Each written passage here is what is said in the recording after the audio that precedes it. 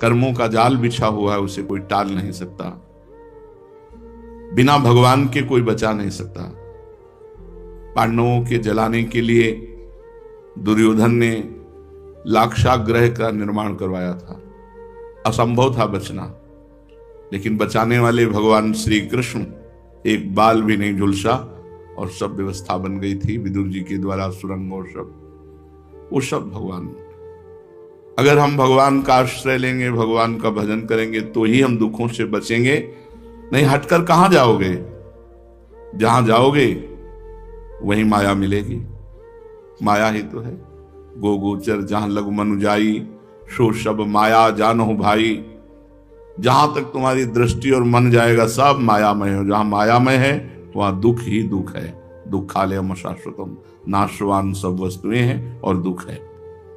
हटने की जरूरत नहीं है, भागने की जरूरत नहीं है।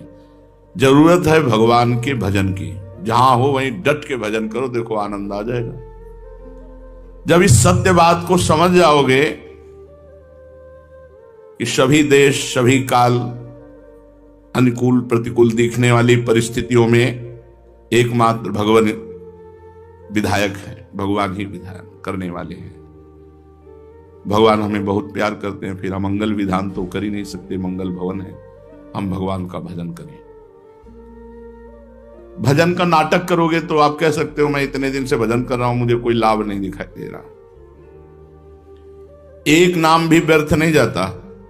आप जो नाम जप करते हैं, एक नाम भी व्यर्थ नहीं जाता। वो नाम आपके पूर्व पापों को नष्ट कर रहा है। जितना नाम जप कर रहे हो उतना संसार से वैराग्य, भगवान से अनुराग और स्वरूप का ज्ञान ये प्राप्त होता जाएगा। इसलिए खूब नाम जप करो, भागने की जरूरत नहीं। जगत में तुम जलन बर्दाश्त कर रहे हो और भोगों की तरफ बढ़ रहे हो, तो जलन की तरफ ही बढ़ रहे हो। आग ही आग है। भगवान की तरफ बढ़ रहे हो, जलन लग रही है, परम शीतलता की तरफ बढ़ रहे हो। थोड़े समय की जलन है। जहां पाप नष्ट हुए तो भय, दुख, विनाश, इन सब का अभाव हो जाएगा। अविनाशी स्वरूप तुम्हारा है, उसी में स्थित हो जाओगे जहां कोई भी दुख सुख का प्रवेश नहीं। तुम भगवान से अलग होकर के कुछ भी कर लो, सुख नहीं मिलने वाला, कुछ सुख मिलने वाला नहीं। अंतिम घड़ी में ना तो हमारा शरीर जाता है, ना तो कोई भोग सामग्री जाती है, ना बैंक बैलेंस जाता है। यहां तुमने दूसरों को जो सुख दिया, जो दान किया, जो पुण्य किया, जो भगवान नाम जप किया और जो पाप किया, वही तुम्हारे साथ जाता है। इसलिए चारों तरफ से तुम्हें दुख ने घेर रखा है। काम, क्रोध, लोभ, मोह, मद, मत्सर, ये सब दुख ने घेर रखा है। इनसे निकाल सकते हैं तो सिर्फ भगवान निकाल सकते हैं। जब तक तुम भगवान को पूर्ण समर्पित नहीं हो जाते, तब तक तुम दुखों की ज्वाला से बच नहीं सकते। भगवान सर्वत्र हैं, इसलिए तुम्हारे साथ हैं। तुम उनका सुमिरन करोगे तो उनको देख पाओगे और सुखी हो जाओगे। तुम ऐसा कर सकते हो, हिम्मत करो निरंतर भजन करने की। जिसको एक बार जीवन में सच्चे संत का दर्शन हुआ, उनका उपदेश प्राप्त हुआ, उनके कर कमल का स्पर्श प्राप्त हुआ, उनकी चरण धूल चढ़ाने को मिल गई, वो निश्चित भजनानंदी बन जाएगा, निश्चित परमानंद को प्राप्त होगा, परम शांति को प्राप्त होगा। इसलिए भगवान से मनाओ कि हमें आपके सच्चे संत का संग मिल जाए। हम कैसे जाने कि कौन सच्चा है कौन कच्चा है? इसलिए हे नाथ, आप कृपा करके सच्चे संत का संग दो। संतों के दर्शन, स्पर्श, उपदेश, श्रवण और चरण धूलि, इतने मात्र से ही भगवान की प्राप्ति हो जाती है। यदि हमें रोज संत दर्शन हो रहे, रोज उनका जो उपदेश है वो श्रवण करने को मिल रहा है, और स्पर्श तो सौभाग्य से ही मिलता है। संत स्पर्श तो सबको कहां प्राप्त हो पाता है? चरण धूलि सबको प्राप्त हो सकती है। अपने जीवन को यदि उन्नतशील बनाना है तो संत दर्शन, संत उपदेश श्रवण और संत स्पर्श और संत चरण धूलि, ये बहुत जल्दी अंतःकरण को शुद्ध करके भगवत प्राप्ति के अधिकारी बना देता है। याद रखो, संत दर्शन तत्काल प्रभाव दिखाता है, हमारे चित्त को संसार से हटाकर भगवान की तरफ। कितने ऐसे गृहस्थ साधक आते हैं जो बड़े भजनानंदी हैं, एकांतिक में कितने आते हैं जिनको देखकर लगता है कि भगवान की कृपा। गृहस्थ होते हर कर्म भगवान को समर्पित, हर समय नाम जप का अभ्यास, जो जो उन्होंने एकांतिक में श्रवण किया। संत प्राप्ति का फल तत्काल प्रभाव दिखा देता है। कौआ से हंस बना दे, मज्जन फल पेखिए तत्काला, काक होए पिक बको मराला। तत्काल ये जो संत समागम रूपी प्रयागराज है, इसका अवगाहन करने से तत्काल कौआ हंस बन जाए, अर्थात बुरे आचरण करने वाला महान आचरण करने वाला बन जाए। कौआ कोयल बन जाए और बगुला हंस बन जाए। काक होए पिक बको मराला, मज्जन फल पेखिए तत्काला। संत समागम तत्काल फल प्रदान करता है। यदि सच्चे संत का संग मिल जाए तो निश्चित जीवन का परिवर्तन है। संतों के द्वारा कभी किसी का अहित नहीं होता। वे यदि किसी का शाप दे दें तो परिणाम में भगवत प्राप्ति ही होती। जैसे देवर्षि नारद जी ने नलकूबर मणिग्रीव को श्राप दिया, जाओ तुम जड़ की तरह नंगे खड़े हो गंगा जी में, अपवित्र विचार वाले, तुम वृक्ष योनि को प्राप्त हो। तो नलकूबर मणिग्रीव यमला अर्जुन बने, लेकिन कहां के बने? भगवान के घर के दरवाजे के। तो ये शाप हुआ कि वरदान, इनको कभी भगवत साक्षात्कार नहीं होता। लेकिन नारद जी ने जब शाप दिया तो भगवान उखल बंधन की लीला स्वीकार करके और इन दोनों के बीच में उखल फंसाया और इनको जड़ योनि से मुक्त करके स्वरूप में स्थित कर दिया। इनको भगवान के दर्शन मिले, भगवान का स्पर्श मिला और भगवान से संभाषण करने को मिला। ये देवर्षि नारद जी के शाप से मिला। अगर संत क्रोधित हो जाए और वो आपको शाप भी दे दें तो मुनिन कर क्रोधो मुक्ति दातार, वो ऐसा विधान करेंगे जिससे आपका मंगल हो, अमंगल हो ही नहीं सकता। संतों के द्वारा जो संतों का अहित करने वाले हैं उनका भी कल्याण ही हुआ है। संत अमृत है। अमृत भले कोई प्यार से पिए या नाराज होकर पिए या द्वेष से पिए तो अमर ही कर देगा। संत अमृत है, कैसे भी सेवन करो तुम्हारा मंगल ही होगा। संतों से कभी किसी का अहित नहीं होता। संत चंदन है। जैसे कुल्हाड़ी चंदन को काटती है तो चंदन अपनी सुगंध और शीतलता कुल्हाड़ी को प्रदान करती है।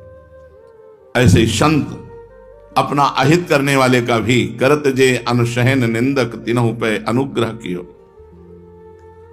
संत का स्वभाव ही होता है परहित करना, लोक कल्याण करना, अपने जीवन में जीवन को बदल देना, दूसरों के जीवन का परिवर्तन कर देना। संत का प्रभाव और स्वभाव ही होता है। इसमें संत को कुछ करना नहीं पड़ता, उनके भजन का ऐसा प्रभाव होता है कि लोक कल्याण अपने आप होता है, प्रचार प्रसार अपने आप होता है। संत स्वयं सांसारिक सुख दुखों से परे होते हैं। उन्हें किन्हीं पर ममता नहीं होती, किसी कार्य पर अहंकार रूपी विकार नहीं होता। वो दुख सुख दोनों से परे होते हैं और जो उनका संग करता है उसको अपने समान बना लेते हैं। आप उस सदिश चाहे सब कीन्हा, वो अपने समान सबको संत बना देते हैं। संतों का शरीर देखने में पांच भौतिक होता है, वैसे भगवत स्वरूप हो जाता है। चिंतन के प्रभाव से भगवत स्वरूप, जैसे गंगा जी के स्पर्श से पाप नष्ट हो जाते हैं, ऐसे संत दर्शन, संत दर्श जिम पातक टरे। जी संत दर्शन हुआ तो पाप नष्ट हो गए। दर्शन मात्र से, जो बड़े बड़े तीर्थों के अवगाहन से, वो संत दर्शन मात्र, संत दर्श जिम पातक टरे। संत अपने शरीर से मोह नहीं करते, ना वे किसी के शरीर से मोह करते हैं, क्योंकि इन शरीरों को वो असत मानते हैं। भगवान के सिवा उनकी दृष्टि में और कोई नहीं होता, न कोई शरीर, न कोई ममता, न कोई आसक्ति, न अहंकार, एकमात्र भगवान। संतों की पहचान कोई भी मनुष्य अपनी बुद्धि से नहीं कर सकता, क्योंकि बुद्धि तुम्हारी जितनी है उतनी पकड़ पाएगी मायामयी बुद्धि, और वो मायातीत है, कैसे पकड़ पाएगी? किसी बाहरी लक्षण से सच्चे संत को नहीं पहचाना जा सकता। संतों की प्राप्ति और पहचान भगवान की कृपा से होती है। भगवान कृपा करें तब सच्चे संतों का संग और उनका लाभ हम ले सकें। प्रार्थना करो संत समागम के लिए, क्योंकि कलयुग में क्या हर युग में बिना संत संग के किसी को भगवत प्राप्ति नहीं हुई। अगर कहीं संत सेवा मिल जाए, संत पूजा करने का सौभाग्य मिले, तो फिर क्या कहना है। तो संत सेवा और संत पूजा संतों के बतलाए हुए मार्ग पर चलना है। संत सेवा मिल जाए, संत पूजा मिल जाए तो अहो भाग्य। तो संत सेवा और संत पूजा क्या है? संतों के बतलाए हुए मार्ग पर चलना, साहस करके चलना, श्रद्धा करके चलना, दृढ़ विश्वास करके चलना, अपनी बुद्धि ना लगाना, यही संतों की पूजा है। यही असली सच्ची संत सेवा है। मन के मलों में सबसे बड़ा गहरा चिपटा हुआ मल है अहंकार। इस सहज दूर नहीं होता। इसके नाश के लिए जी तोड़ प्रयास करो तो और बढ़ता जाता है। मैं एक बार भोजन पाता हूं 20 वर्ष हो गए। मैं फलाहार करता हूं इतने वर्ष हो गए। मैं कपड़ा नहीं पहनता, मैं धन नहीं छूता, मैं ब्रह्मचारी, मैं जी तोड़ जतन करने पर भी ये पुष्ट होता रहता है। और जब तक अहंकार रहता है तब तक साधना सिद्ध नहीं होती। अहंकार जरा हुंकार आया अहंकार का कि बस सारी साधना को चौपट कर देता है, पोछा लगा देता है। अहंकार नाश होता है तब गौरव, बड़प्पन, अपने में श्रेष्ठ भाव, ये सब नष्ट हो जाते हैं। गौरव, बड़प्पन, अपने में श्रेष्ठ भाव, पूज्य भाव, ये सब नष्ट हो जाते हैं। अहंकार गया, दैन्यता आई, भगवान वास करने लगे उसके हृदय में प्रकट होकर। मनुष्य के पास वैसे तो अहंकार करने लायक कुछ है ही नहीं, व्यर्थ में अहंकार करता है। आपका शरीर किसने बनाया? भगवान ने।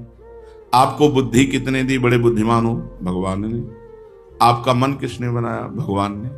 आपको घर में ऐसे जन्म किसने दिया? भगवान ने। आपको कुल किसने दिया? भगवान ने। आपको जाति किसने दी? भगवान ने। आपको जो भी आप हमसे बात करें कि आपका क्या है अहंकार करने लायक। मैं बहुत सेवा करता हूं तो भगवान के हाथ से करते हो, भगवान ने तुम्हें हाथ दिए, भगवान ने बल दिया, भगवान ने बुद्धि दी, भगवान ने सेवा का अवसर दिया, इसमें अहंकार करने की क्या जरूरत। मैं बहुत साधना करता हूं तो भगवान की कृपा से, भगवान के द्वारा दिए हुए शरीर मन बुद्धि से भगवान के मार्ग में अग्रसर हो रहे हो, अहंकार करने की जरूरत क्या है। बड़े धनी हो तो भगवान ने कृपा करके धनी कुल में जन्म दिया तुम्हें, तो भगवान ने दिया ना, भगवान की कृपा मनाओ। तुम ना विद्या का अहंकार करो, ना धन का अहंकार करो, न साधना का, न तपस्या का। यदि कहीं अहंकार है तो श्री भगवान की प्राप्ति में बहुत बाधा है। जो मनुष्य मोहवश, अज्ञानवश अपना बड़प्पन, श्रेष्ठपन, गौरवपन दिखाता है और भगवान की शरण में होना चाहता है, तो फिर भगवान मिटिया मिट कर देते हैं उसके गौरव का, उसके बड़प्पन का, उसके श्रेष्ठ अभिमान का। ताते करें कृपा निधि दूरी, सेवक पर ममता अति भूरी। सेवक पर बड़ी ममता है तो उसके अहंकार का नाश कर देते हैं, उसके गौरव का, बड़प्पन का नाश कर देते हैं। जहां अहंकार वहां सारे पुण्य नष्ट हो जाते हैं, सारे अच्छे सद्गुण नष्ट हो जाते हैं। जहां दैन्यता वहां सब पुण्य और सब सद्गुण आ जाते हैं। अहंकारांकुरस्याग्रे तदा पुण्यम न तिष्ठति। जिसका अहंकार बढ़ जाता है उसके सारे पुण्य नष्ट हो जाते हैं। वैसी बोली, ऐसी चेष्टा, ऐसा सब साधन पुण्य नष्ट हो जाएगा। दैन्यता, सब साधन बढ़ेगा, पुण्य बढ़ेगा, सद्गुण बढ़ेगा। याद रखो, भगवान को छोड़कर तुम्हारा कोई और नहीं है, तो व्यर्थ में अहंकार मत करो। न तुम्हारी बुद्धि है, न तुम्हारी तपस्या, न तुम्हारी साधना। यार है क्या, मतलब क्या है? बस केवल बड़ी बड़ी बातें हैं, एक सेकंड में सब जलकर खाक हो जाता, कुछ बस नहीं। किसी का कोई काहू को बसनाए जो कछ हो, सब तुम्हारी कृपा से बिहारी बिहारी। होश में अहंकार नहीं। किस बात का अहंकार? भगवान को छोड़कर और किसी का भी सहारा ऐसा नहीं है जो तुम्हारी सारी विपत्तियों का समूल नाश कर दे। यहां तक कि साधन करने वाला पुरुष भी यदि ये मानता है कि इस साधन के बल से मैं सारी बाधा विपत्तियों को मिटा दूंगा, वो गलती कर रहा है, गलती, वो फंसेगा विपत्तियों में। अपनी तपस्या के बल से वो सर्व विपद भंजन नहीं बन सकता। सर्व विपद भंजन केवल भगवान है। शरण में हो जाओ, एकमात्र सर्व विपद भंजन, समस्त विपत्तियों को मिटाने वाले भगवान, उनकी शरण में हो जाओ। तुम्हारी दुर्दशा तुम्हें भोगनी पड़ेगी, कोई बचा नहीं सकता। इसीलिए हम सबसे प्रार्थना करते हैं, शराब मत पियो, मांस मत खाओ, बहुत अपराध है। पर स्त्री गमन मत करो। मनुष्य जीवन सब पापों को मिटाकर भगवत प्राप्ति करने के लिए मिला है, आनंद प्राप्त करने के लिए मिला है। यदि ये छूट जाएगा तो फिर साधना नहीं कर सकते किसी योनि में। अब इसमें आके मनमानी आचरण करोगे तो दुख ही भोगना पड़ेगा। सर्व विपद भंजन एकमात्र श्री भगवान है। उनकी अहेतु की असीम दया पर विश्वास करके भजन करो, निरंतर भगवान का सुमिरन करो, जिससे तुम्हारी बुद्धि शुद्ध रहे। भगवान मंगलमय है। उन्होंने तुम्हें जन्म दिया है मुक्त होने के लिए, कर्म बंधन से मुक्त, पाप कर्मों से मुक्त होने के लिए। यदि तुम उनके मंगलमय विधान को प्रसन्नता के साथ स्वीकार करो तो तुम भाग्यवान बन जाओगे। जो हो रहा है उनके विधान से हो रहा है, किसी का वश नहीं। इसलिए हम अच्छे कर्म करें, हमारा अच्छा विधान बनेगा। बुरे कर्म करेंगे तो बुरा विधान बनेगा। तुम अबोध हो, तुम्हें वो बुद्धि ही कहां है जो तुम अपनी अच्छाई और बुराई को समझ सको कि तुम्हारा लाभ क्या है, हानि क्या है। हम कहते हैं अंतिम समय की याद करो। जब तुम यहां से जाओगे तब तुम्हारे साथ क्या जाएगा, क्यों पाप करते हो। दूसरे की हिंसा, छीन झपट, घूसखोरी, बड़े बड़े अपराध, क्या ले जाओगे यहां से। जाना है प्यारे, 70, 80, 90, बस इतने साल का तुम्हारा राज्य है। इसके बाद जो तुमने कर्म किया वही जाएगा। अंतिम समय को याद करे तो पाप कर्म नहीं होंगे। मृत्यु होनी है, कब होनी है पता नहीं, जब होगी तब सब छीन लेगी। इसलिए तुम्हें पता नहीं कि तुम्हारा सच्चा मार्ग क्या है, तुम्हारा बुरा किस में होगा। दया सागर भगवान पर संपूर्ण भार समर्पित करके सुमिरन शुरू कर दो, राधा राधा राधा। बस यही काम तुम्हारा मंगल कर देगा। दया समुद्र भगवान पर विश्वास करके समर्पित हो जाओ और निरंतर नाम जप करो, यही तुम्हारा सर्व मंगल में विधान कर देगा। हमारा हृदय बड़ा संकीर्ण होता जा रहा है। हम दूसरे की श्री, कीर्ति, संपत्ति, शांति, उन्नति देखकर जलते हैं। जो दूसरों को दुखी देखकर आनंदित होता है उसको महादुख भोगना पड़ेगा। अच्छा हुआ, ऐसा दुख भोग रहा है अमुक व्यक्ति, उसको महादुख भोगना पड़ेगा। परमार्थ की तो बात क्या, स्वार्थ में भी उन्नति को प्राप्त नहीं कर सकता। इसलिए हे परमार्थ के पथ पर चलने वाले साधकों, तुम किसी से ईर्ष्या मत करो, किसी की उन्नति देखकर जलो मत। श्री वैभव, सम्मान, कीर्ति बढ़ रहा है, भगवान की कृपा है। हम उसे नमस्कार करते हैं, उसके प्रति द्वेष क्यों रखें। असली सुख का मुंह वो नहीं देख सकता जो दूसरों से द्वेष करता है, ईर्ष्या करता है। असली सुख का मुख भगवान का। नीच विचारों का त्याग करो, हृदय को विशाल बनाओ, दूसरों की उन्नति देखकर प्रसन्न हो। मंगल में भगवान का मंगलमय खेल हो रहा है। जब कभी तुम पर विपत्ति आए तो किसी और का सहारा मत लेना, एकमात्र विपदहारी भगवान का सहारा लेना। अब इसीलिए कहते हैं हर समय नाम जप करो।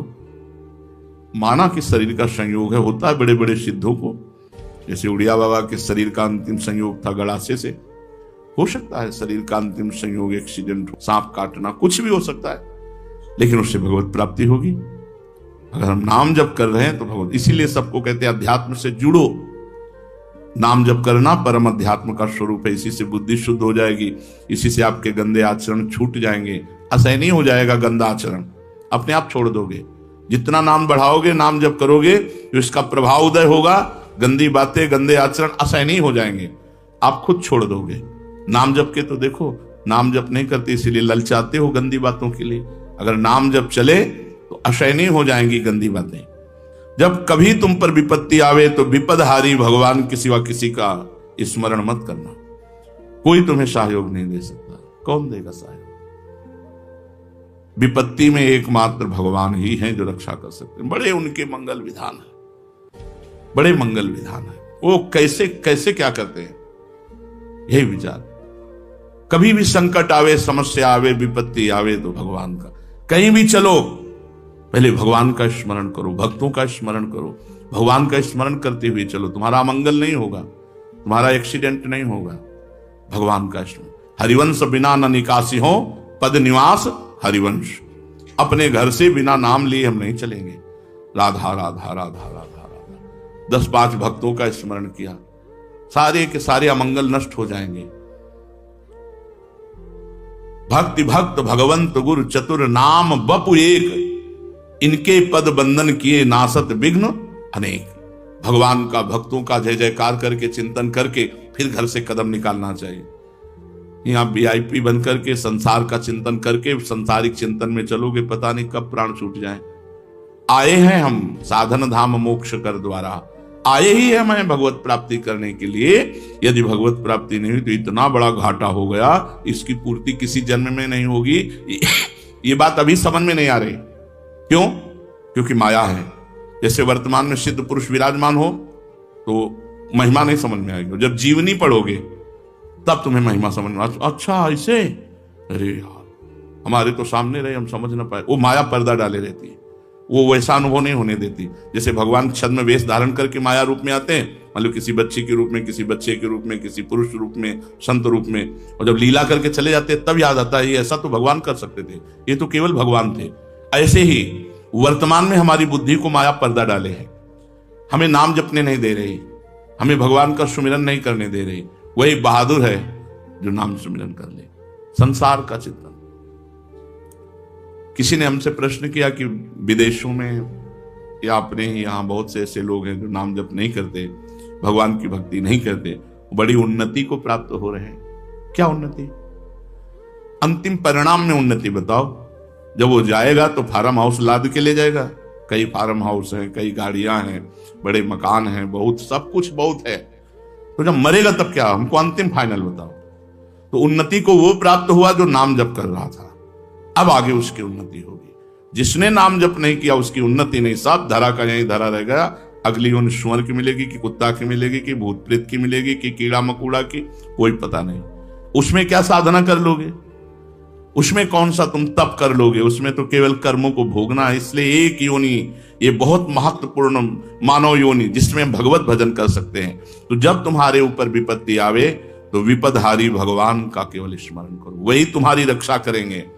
तुम जो अपना कोई और मानते हो वो धोखा है। अमुक हमारी सहायता, क्या सहायता? कौन सहायता कर पाया? भारी विपत्ति में कभी कोई किसी का सहयोगी नहीं बनता। बनते हैं तो भगवान बनते हैं, कोई रूप ले ले। वो तुम्हारी अपनी ही ये समझ कि कोई हमें सहयोग करे, ये भारी विपत्ति है, यही फंसा देगी। एकमात्र भगवान का आश्रय। भगवान परम प्रकाशमय दिव्य स्वरूप है, परम बलशाली है। जिस समय तुम समस्या में हो, भगवान को पुकारो तो देखो उनकी अजान बाहु, लंबी भुजा आकर तुम्हारे को संभाल लेगी। पक्का किसी न किसी रूप में आकर समस्या का निदान या समस्या सहने का बल, दो बातें होंगी। या तो समस्या सहने का बल मिल जाएगा या समस्या ही खत्म हो जाएगी। ये माया विकार रूपा है, सभी जीवों को विकार में फंसाए हैं। किसी में कम तो किसी में अधिक, दोष सभी में है। क्योंकि माया रचित शरीर, माया रचित मन बुद्धि, माया विकार स्वरूपा है, सब में विकार इसीलिए विराजमान है। किसी दूसरे के दोष मत देखो, किसी दूसरे की निंदा मत करो। जब तुम्हारे अंदर दोष है तो तुम दोष देख कर रहे हो, अगर निर्दोष हो जाओगे तो कोई दोष दिखाई नहीं देगा। तो जब तुम्हारे अंदर दोष है तो तुम निंदा दूसरे की क्यों करते हो?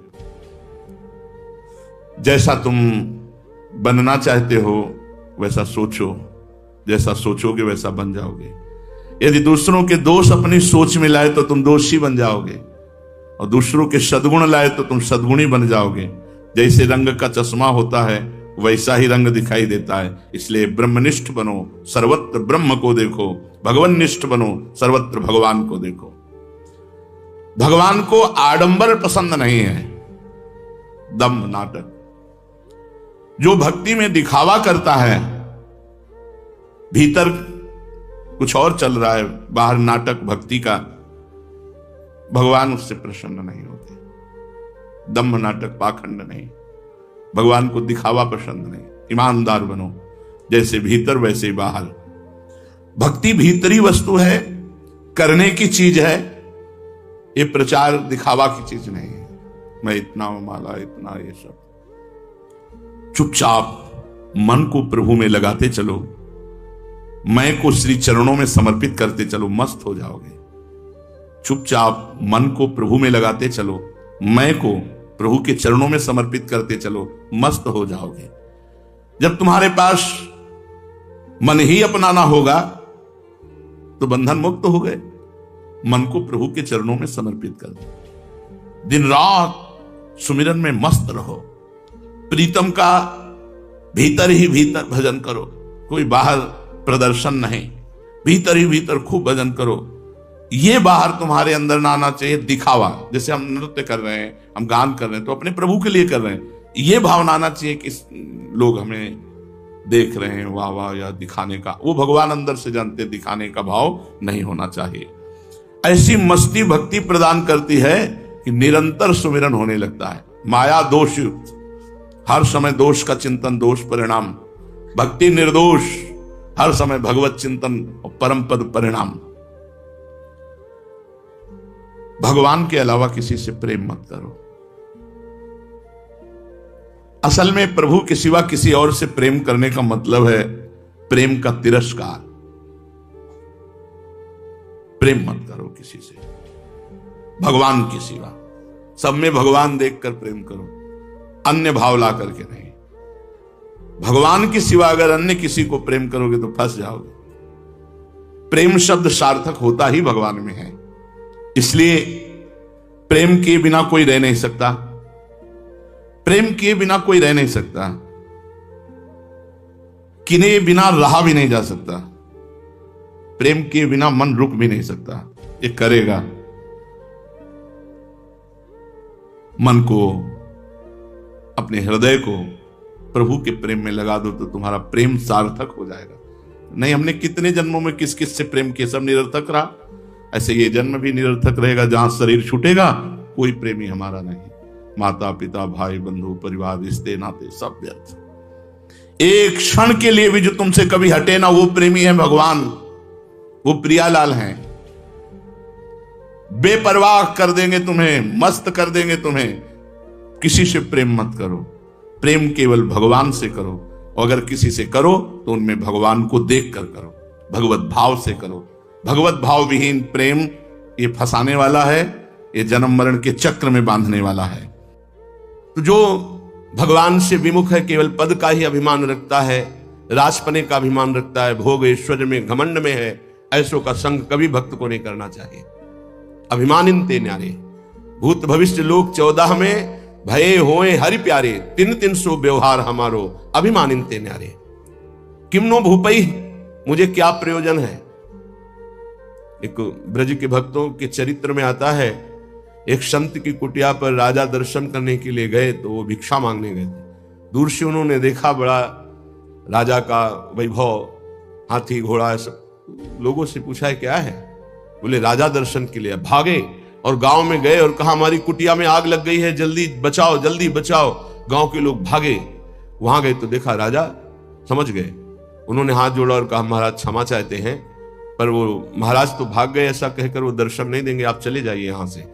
यदि आप अपना मंगल चाहते हैं तो महात्मा को कष्ट मत दीजिए, वो आपसे मिलना नहीं चाहते, आप चले जाइए यहां से। वो चले गए। किम भूपई, मुझे क्या प्रयोजन है। जो राजपद के अभिमान में है, किसी भी पद में, उससे क्या प्रयोजन है। अगर अभिमानियों का संग होगा तो अभिमान जागृत हो ही जाएगा। अभिमानियों का, पदाभिमानियों का संग होगा तो भगवत आश्रय छूट ही जाएगा पक्का। ले लो हमारा फोन नंबर, मैं तो आपकी आज्ञा पर चलूंगा, आप केवल फोन कर दीजिए, सब ठीक हो जाएगा। मर गया साधक। जीवन में अन्य आश्रय आना अपनी साधना से भ्रष्ट हो जाना है। एक भरोसो, एक बल, एक आस विश्वास, एक राम घनश्याम हित चातक तुलसीदास। एक ही भरोसा, एक से ही आशा, एक से ही विश्वास, एक से ही संबंध हमारा मात्र आराध्य देव, बस। अन्य का कहीं आश्रय हुआ तो उपासक गिर जाएगा, पक्का गिर जाएगा, और गिरते हुए देखा है। श्रीपाद प्रबोधानंद जी महाराज कह रहे, नु देवादि भिरवा, मुझे इन देवताओं से भी क्या प्रयोजन है। श्रीमद् भगवत गीता जी में भगवान कहते हैं, भूतों को पूजने वाले भूतों को प्राप्त होते हैं, देवताओं को पूजने वाले देवताओं को प्राप्त होते हैं। तो देवलोक स्थायी लोक नहीं है, स्वाप्निक है। देवादिभिर्वा स्वप्नैश्वर्योत्फुल्लितैः, जैसे स्वप्न में आप पहुंच गए, बहुत सुंदर मकान, बहुत सुंदर सुंदरियां, भोग ऐश्वर्य, जब जगे तो कुछ नहीं है, ऐसे स्वप्न का विलास स्वर्ग है। एक अच्छा सुखद स्वप्न, जहां पुण्य खत्म हुए, मृत्यु लोक की विसंति, आंख खुला, कुछ नहीं। इसलिए मुझे देवताओं से भी क्या प्रयोजन है, क्या दे देंगे? क्या भगवान की प्राप्ति करा सकते हैं? क्या भगवत प्रेम दे सकते हैं? नहीं दे सकते। इसीलिए कहा गया, बड़े भाग मानुष तन पावा, सुर दुर्लभ सदग्रंथन गावा। ये देवताओं को भी दुर्लभ है मनुष्य देव, क्योंकि इससे हम भजन करके भगवान को प्राप्त कर सकते हैं, वो नहीं। श्रीपाद करे शून्यावलंबीर, कुछ आराधना करने वाले ऐसे हैं कि शून्य की उपासना करते हैं। अरे ध्यान ही करना है तो सच्चिदानंद भगवान के नाम रूप का ध्यान करो, समय सार्थक हो जाएगा। किम वैष्णवैर वापी, वैष्णव धाम वैकुंठ से भी हमारा क्या प्रयोजन है? ये तो सखाओं को पसंद नहीं आया। जब सखाओं ने जाना, नंद बाबा को वरुण के पार्षद ले गए थे, और श्री कृष्णचंद्र जो जब उनको मुक्त कराने के लिए गए, तो जो लोकपाल वरुण ने साष्टांग दंडवत की और अर्घ पूजा और उपासना, वो नंद बाबा ने देखी। मेरे लाला को बड़े बड़े देवता लोकपाल दंडवत कर रहे हैं। और स्तुति जब की तो सुना नंद बाबा ने, तो आके ब्रजवासियों से बताया, मेरा लाला तो भगवान है। सखाओं ने कहा, क्यों कन्हैया तू भगवान है? बाबा कह रहे थे तू भगवान है। तो भगवान है तो वैकुंठ दिखा। भगवान श्री कृष्णचंद्र जो मुस्कुराए अपने भोले सखाओं की बात सुन, तो ये ब्रह्म हृदय है, स्नान करो इसमें, फिर हम तुम्हें वैकुंठ का दर्शन कराएंगे। जीव ही डुबकी लगाई, पहुंच गए वैकुंठ। वहां भगवान की दिव्य चतुर्भुज पार्षद, और दूर सिंहासन में इंद्रनीलमणि कांति चतुर्भुज भगवान श्री के सहित विराजमान है, लक्ष्मी जी के सहित विराजमान है। वो कांप गए वैभव देखकर। पार्षदों ने रोक दिया। अरे बोले, मुझे ऐसे के पास जाना ही नहीं, मेरा कन्हैया तो सिर्फ मेरा है। और एकदम व्याकुल हुए कहा, नहीं चाहिए मुझे वैकुंठ। और डुबकी से बाहर हुए, देखा मेरा कन्हैया मुस्कुरा रहा है। बोले, प्रभु चरणों में गिर गए, कहा कभी वैकुंठ मत भेजना, मुझे ऐसे वैकुंठ में नहीं जाना जहां आपसे इतनी दूरी हो, जहां ऐसा वैभव नहीं। मेरा कन्हैया जिसके साथ हम खेलते हैं। तो ये तो सखा भाव की बात है, फिर ऊपर के भाव में कौन स्वीकार करेगा ऐसे वैभव को? वैकुंठ के भी वैभव को नहीं स्वीकार करना, ना श्रीमत, ना किसी वैभव ऐश्वर्य सिद्धियों को स्वीकार करना। तब वृंदा कानन एकांत भाजाम, तब वृंदावन के एकांतिक प्रेम की प्राप्ति होती है। एकांतिक, प्रिया प्रीतम, श्यामा श्याम। तो अभी आप कहते हो मुझे मोक्ष नहीं चाहिए, वैकुंठ नहीं, 500 रुपया में प्रभु को भूल जाते हो, वैकुंठ की बात करते हो। मोक्ष जानते हो किसे कहते हैं? अभी जाना ही नहीं, मोक्ष किसे कहते हैं? जरा से लौकिक सुख में तो घुटने टेक देते हो, मोक्ष सुख के त्यागी कैसे हो गए? ये जो त्याग की बात है, ये उन भजनानंदियों की जिनकी स्थिति में आ चुके हैं। वो चाहे तो वैकुंठ मिल जाए, चाहे तो योग की सिद्धियां मिल जाए, चाहे तो मोक्ष मिल जाए, वो उनका त्याग किए हुए हैं। पहले मर्त सुखों का तो त्याग कर दो, मृत्यु लोक के सुखों का तो त्याग करो अंदर से, तब ऊपर के सुख अपने आप तुमको दिखाई देने लगेंगे। श्रीपाद कह रहे हैं, शम सर्वेषाम प्रयासेन दात्री द्वित्रैकांति प्रेम पात्रैक पात्री आनंदात्मा शेष सत्वा निधात्री श्री वृंदाटव्यस्तुमेन्धस्य धात्री। आयास प्रयास से जो सुख मिलता है वो अल्प होता है। जो आप प्रयास करते हो उसे कर्म कहते हैं। कोई भी कर्म प्रारंभ और अंत वाला होता है, तो किसी भी कर्म का फल अनंत नहीं हो सकता। वो प्रारंभ और अंत वाला ही सुख देगा। अनंत सुख की प्राप्ति कर्मों से नहीं होती, कर्मों के त्याग से होती है। जो अपने साधन का भरोसा नहीं रखता है, इष्ट का भरोसा रखता है और खूब साधन करता है, ये दो बातें समझ में नहीं आएंगी। जब हम अहम से साधना करते हैं तो साधना का सुख भोगते हैं। आज हमने परिक्रमा की, आज हमने ये किया, आज हमने ये किया, वो अहम हर्षित होता है, हर्षित होता है। ये भगवत प्राप्ति नहीं करा पाएगा, क्योंकि जब तक अहंकार है तब तक भगवत प्राप्ति नहीं होती। इसीलिए सर्वेषु साधन वरेश चिरम निराशा। साधन हो रहा है पर मुझे कृपा का भरोसा है लाडली की। ये प्रायः साधक ना समझ पाने के कारण कहते हैं जब कृपा से हो जाएगा तो साधन करने की जरूरत क्या है, तो असाधन करोगे। तो कृपा प्राप्ति के लिए मन कर्म वचन छाण चतुराई, भजत कृपा करिए रघुराई। मन कर्म वचन त्रिशुद्ध सकल मत हम श्री हित हरिवंश उपासी। वृंदावन में विराजमान सहचर्यों के मध्य में प्रिया प्रीतम की रात दिन सेवा भजन उपासना परिक्रमा ये सब कर रहे हैं, पर हमें भरोसा लाडली का है, अपने साधन का नहीं है। इस साधन से लाडली मिलेंगी ऐसा नहीं है, नहीं, ये तो सब हो रहा है उनकी कृपा से, पर मुझे भरोसा है मेरी लाडली अपनी कृपा से मुझे मिलेंगी। ये जल्दी समझ में नहीं आता, जब तक अहंकार है समझ में नहीं आएगा, आगे समझ में आ जाएगा। करते रहो, जब कृपा हो जाएगी, अहंकार गलित होगा, तब ऐसा अनुभव होगा। तो दुत्रैकांति, 2 या 3 ऐसे लोग पाए जाते हैं। भाव समझना, कह रहे पूरे विश्व में ये बहुतायत अंगुलियों से नहीं गिने जाते प्रेमी जन, जिनको न राजाओं से मतलब है न देवताओं से मतलब है, वो स्वाप्निक सुख जो स्वर्गलोक आदि के सुख है उनसे मतलब नहीं है, जो मोक्ष से भी मतलब नहीं रखते, जो वैष्णो धाम वैकुंठ से भी मतलब नहीं रखते, वृंदावन की एकांतिक कुंज में बैठे हुए श्यामा श्याम का जस गा रहे हैं, श्यामा श्याम के लिए रुदन कर रहे हैं, जिनका आयास प्रयास से प्राप्त होने वाले सुख की कोई आकांक्षा नहीं है, ऐसे दुत्रैकांति, 2 या 3, सरल भाषा में समझिए, जो कहो हरिवंश रस बिरलो समझन हाल, एक दोई जो खोजिए पाई सब संसार। संपूर्ण संसार में 1-2 है। एक बार भगवान वल्लभाचार्य जी से उनके एक प्रिय धनी शिष्य ने कहा, आज हमारी इच्छा है कि 100 विद्वान ब्राह्मणों को भोजन कराएं। बोले बहुत सुंदर, यदि एक 12 तिलकधारी कंठीधारी आचार्य परंपरा से युक्त वैष्णव को पवा दो तो 100 ब्राह्मणों को पवाने का फल प्राप्त हो जाएगा।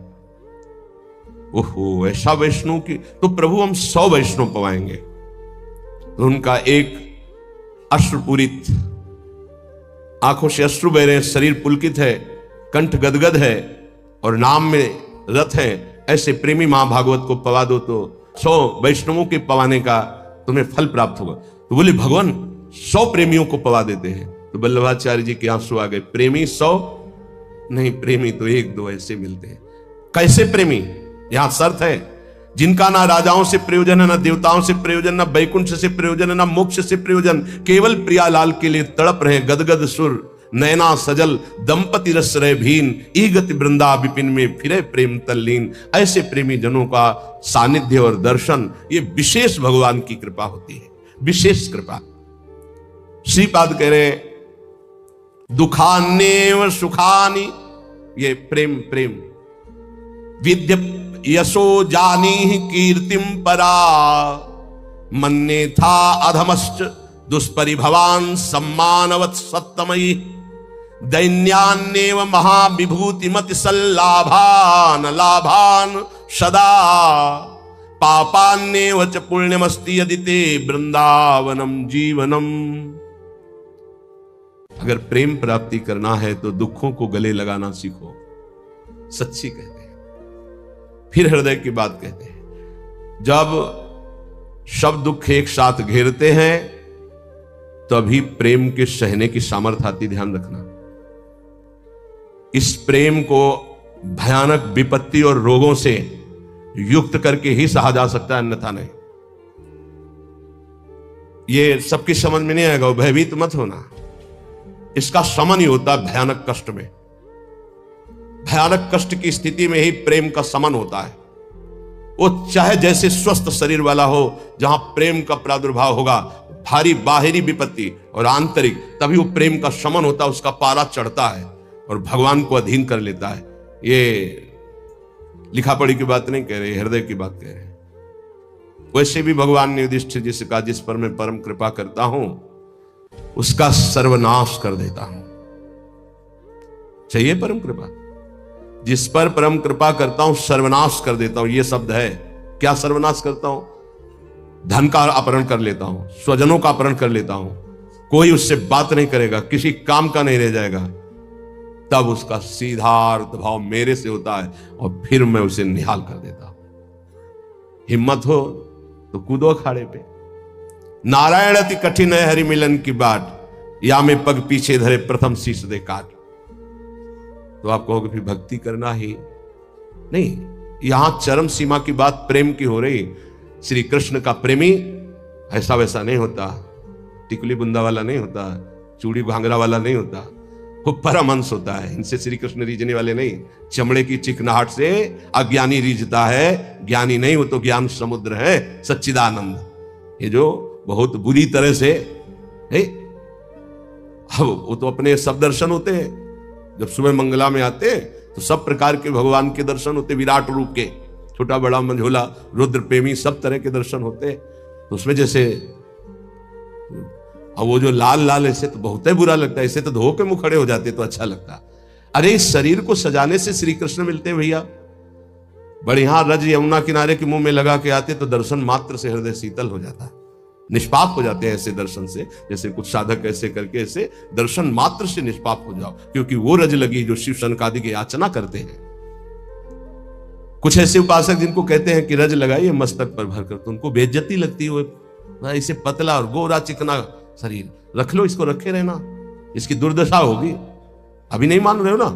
ये बाल तो नहीं मुड़वा सकते, बाल नहीं, एक भी शरीर का कोई अंश तुम्हारा ठीक नहीं बचेगा। आग लगा दी जाएगी शरीर में जितना दुलार करते हो। मान ले अभी मान लो तो जान जाओगे तो पा जाओगे, फिर कुछ पाना बाकी नहीं रहेगा। मान लो इस चमड़ी और दमड़ी से जिसने अपनी प्रीति हटा दी वही प्रिया प्रीतम से प्रीति कर पाता है।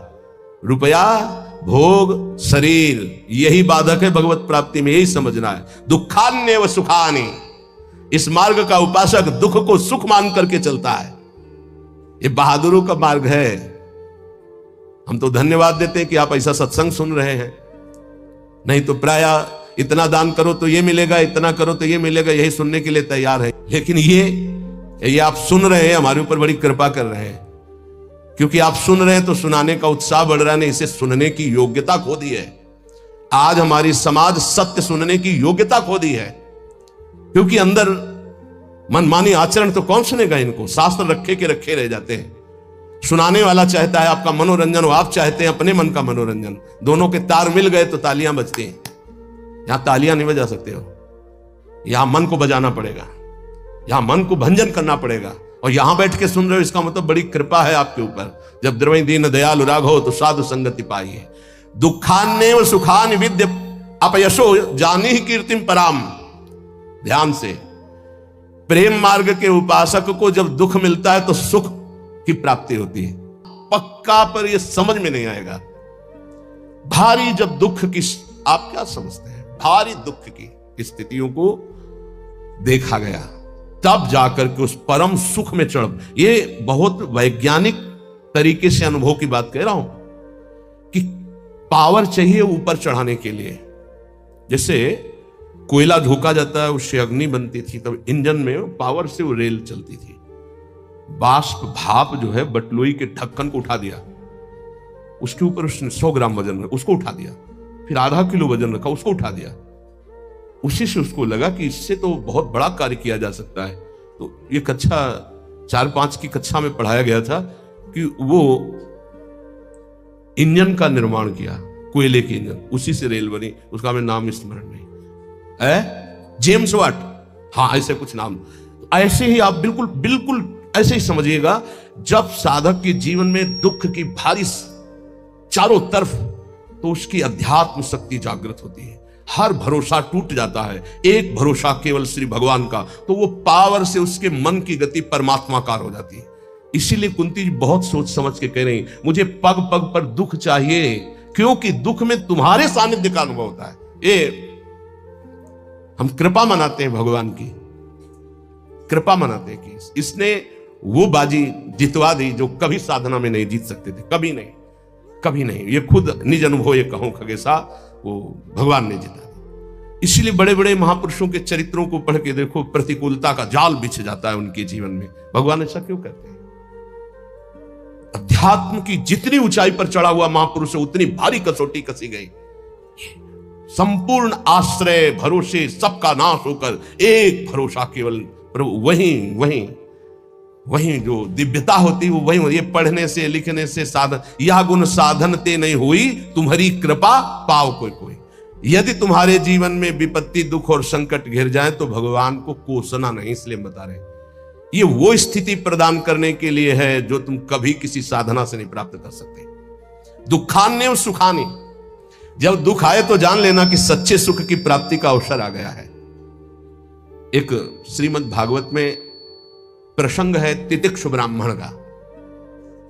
उसने कभी भी धर्म नहीं किया था, जीवन भर धन कमाया, परिवार का खूब विस्तार था, कंजूस स्वभाव का था, खूब पैसा एकत्रित करता, परिवार को भी नहीं सुख सुविधाएं देता, ना स्वयं लेता। जब हम धर्म नहीं करते हैं तो एकत्रित किया हुआ धन विविध प्रकार से नष्ट हो जाता है। इसलिए बुद्धिमान वही है जो अपने धन का सदुपयोग कर ले। जमा करना केवल उसका लक्ष्य नहीं, उसका सदुपयोग होना। धन्य है जिन्होंने धन का सदुपयोग कर लिया। उसने सदुपयोग भी नहीं किया, ना तो शरीर में, ना देवी संपदा की प्राप्ति में, ना किसी धर्म में। अचानक आग लग गई, धन नष्ट हो गया। परिवार वाले वैसे ही घृणा करते थे क्योंकि सुख सुविधा साफ छोड़ दिए, उसे निकाल दिए घर से। संपत्ति का नाश, कोई मित्र नहीं, कोई व्यवहारी नहीं। बड़ी अद्भुत घटना श्री कृष्णचंद्र जी उद्धव जी को सुना रहे। अब उसके मन में आया कि अरे, पूरा जीवन जिस परिवार के लिए कोई मेरा नहीं, जो धन कमाया वो तो भस्म हो गया, अब क्या? शरीर तो वृद्ध है, अब क्या? तो हाथ उठाया और कहा, हे भगवान, अगर मेरी आयु अब कुछ भी है तो आज से मैं संकल्प लेता हूं मेरा जीवन आपके लिए। और इतना बड़ा महात्मा हुआ कि भगवान उसका यश गा रहे, पर देख लो उसके लोग उसको थूकते, पीटते, मारते, उसको सह करके वो ऐसा ब्रह्म ऋषि बना। भागवत में उसकी चर्चा है। दुख भगवान की प्राप्ति निश्चित करा देता है यदि आप उबे ना तो। श्री स्वामी ओंकारानंद सरस्वती जी महाराज कह रहे थे, मेरे अंदर कोई भजन की कभी वृत्ति नहीं थी। मैं एक कपड़े का व्यापारी, नई अवस्था, आसपास कपड़े की दुकान थी, मेरी दुकान ज्यादा चलती थी। उन लोगों ने हमसे द्वेष कर लिया और रास्ते में घेर करके हमें बहुत मारा, जूतों से, थप्पड़ से, खून खच्चर कर दिया। जब मैं घर गया कपड़े भीजे हुए खून से, परिवार वाले बहुत रोए कि ऐसा। मैं कुछ किसी से नहीं बोला, सह गया। पर उन लोगों में एक था बहुत ही दुष्ट, उसने 2-3 दिन बाद फिर अकेले मुझे मारा। तब मेरे दिमाग में आया कि कब तक पिटता रहूंगा, अब इसको मैं मारूंगा। तो व्यापारी था ही, मैंने करौली खरीदी, उन्हीं की बिल्कुल यथावत शब्द, करौली खरीदी, और रास्ते में जहां मुझे पीटा था वहीं खड़ा हो गया। अब वो तो पीटने वाले थे, उनको डर तो था नहीं, उनको पता नहीं था कि मैं किस भाव में खड़ा हूं। जे भी हुआ है मैं दौड़ पड़ा, मार करौली, उनको मार डाला, उसको मार डाला। और मार करके मैं कोतवाली पहुंचा और वहां आत्मसमर्पण कर दिया, बिना किसी गवाही के। मेरी ही गवाही में मुझे तन्हाई की सजा दी गई। जब तक न्याय ना होगा तब तक तन्हाई की सजा। और उसमें था कि आसपास कीलें लगी थी, बस केवल खड़े हो सकते हो, बैठ सकते हो, ना इधर ना इधर, बिल्कुल सीधा। जब वहां पहुंचा तब सोचा कि अरे, ब्राह्मण के घर जन्म मिला और ये जीवन ऐसे कटेगा, ये तो भारी पाप हो गया हमसे। बस हाथ उठाया उसी तन्हाई में और कहा, एक बार मुझे अवसर दिया जाए, हे परमात्मा, हे परमेश्वर, मैं आजीवन आपका भजन करूंगा। ब्याह हुआ नहीं था, अब निकलने का कोई साधन नहीं। कुछ दिन तन्हाई के बाद जब बाहर उनको बैठाला गया तो उन्होंने संकल्प किया, न पानी पीऊंगा, न भोजन पीऊंगा, प्राण त्याग दूंगा। अगर जीवित रहा और मुझे मुक्त अवस्था मिल गई तो मैं आजीवन संन्यास लेकर भगवान का भजन करूंगा। ऑफिसर आते, डंडे से मारते, थप्पड़ मारते, लातों से मारते, पर ना मैं बोलता, ना मैं पानी पीता, ना भोजन करता। दृढ़ संकल्प। अब ये चर्चा का विषय बन गया तो बोले बड़े अधिकारी कोई थे, वो आए और कहा हम एकांत में इससे बात करेंगे। तो हमसे कहा कि बोलो, क्या बात है, क्या तुम निर्दोष हो, तुम्हें फंसाया गया है, तुम स्पष्ट बता दो, मैं तुम्हें वचन देता हूं कि मैं तुम्हारा सहयोग करूंगा। मुझे लगा कि भगवान मेरा सहयोग करने आए। मैंने आंख उठाई और कहा, श्रीमान, आप जो भी है मुझे पता नहीं, पर मैं आपसे प्रार्थना करता हूं कि अगर मुझे छूट दे दी जाए तो मैं आजीवन संन्यास लेकर भजन करना। बोले पक्का? बोले हाँ। बोले आपकी रिपोर्ट में तो आपने ही कहा है मैंने कत्ल किया है, अब आपको एक सत्य के लिए झूठ बोलना पड़ेगा, मैं आपको बचा लूंगा। आपको बोलना पड़ेगा दबाव में मुझसे कहलाया गया, मैंने कुछ नहीं किया। बोले बोल दूंगा। और बोले ऐसा विधान बना, मैं मुक्त हो गया, घर नहीं गया, सीधे सन्यास लेकर। और वो परम 90 वर्ष की अवस्था की बात कह रहा हूं, उनसे जब मिले, वो ब्रह्माकार स्थिति, उस दुख घटना ने उनको एक ब्रह्मलीन महापुरुष बना दिया। दुखान्य व सुखाने, दुख परम सुख प्रदान करने वाला पक्का। विद्य अपयसो जानी कीर्तिम परा, यदि तुम्हारी निंदा हो रही है तो तुम प्रेम मार्ग के पथिक हो, नाच पड़ो, तुम्हारा मंगल हो गया। क्या? तुम्हारी सारी अशुभ वृत्तियां नष्ट हो जाएंगे, तुम्हारी विमल कीर्ति का प्रकाश होगा, विमल कीर्ति का। ये रहस्य है। जब तुम्हारी निंदा हो तो आनंदित हो जाओ, जब दुख हो तो जान लो परम सुख की प्राप्ति का मार्ग खुलने वाला है। पर बहुत धैर्य की जरूरत है, बहुत धैर्य की जरूरत। मन्ने था अधमश्च दुष्परिभवान सम्मानवत सत्तमयी, अधम पुरुषों द्वारा किया हुआ प्रहार और अपमान तू उसे महान सम्मान के समान गले लगा ले, क्योंकि तुझे प्रेम प्राप्त करना है प्रेम प्राप्त करना। दुख को महान सुख प्राप्ति का हेतु समझकर सहजा, निंदा को विमल कीर्ति के समान सहजा तो विमल कीर्ति हो जाएगी। और नीच पुरुषों द्वारा, अधम पुरुषों द्वारा किया हुआ अपमान प्रहार, उसे गले लगा। यह है अध्यात्म, यह अध्यात्म है, इसे अध्यात्म कहते हैं। ये शास्त्रों में लिखा ही है, बहुत कम है जो है ऐसे जो इसको धारण करते हैं, नहीं तो अब केवल मनोरंजन रह गया है। चर्चा का मतलब मनोरंजन रह गया है, जिससे तालियां बजे, जिससे मनोरंजन हो, वाहवाही हो, बस यही रहे। बोलो इसमें वाहवाही, बजाओ इसमें तालियां, बजा सकते हो तालियां, वाह वाह वाह, नहीं बजा सकते, होश उड़ जाएंगे।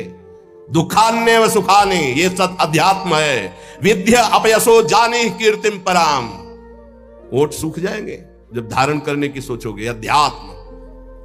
दैन्यान्य महाविभूति मति सल्लाभान लाभान सदा, दैन्य ये महाविभूति है वैष्णव की। वैष्णव के पास संपत्ति क्या है? दैन्य। यही दरबार दीन को आदर रीति सदा चली आई। दैन्य, दैन्यान्य महाविभूति मति सल्लाभान लाभान सदा, अलाभ को परम लाभ जानकर दैन्य भाव से मान अपमान दुख सुख जो भी परिस्थिति निंदा स्तुति सबको चीरता हुआ जो नाम जप करता हुआ आगे बढ़ता है, तो कह रहे वृंदावनम जीवनम, उसके जीवन में दिव्य वृंदावन का प्रकाश हो जाता है।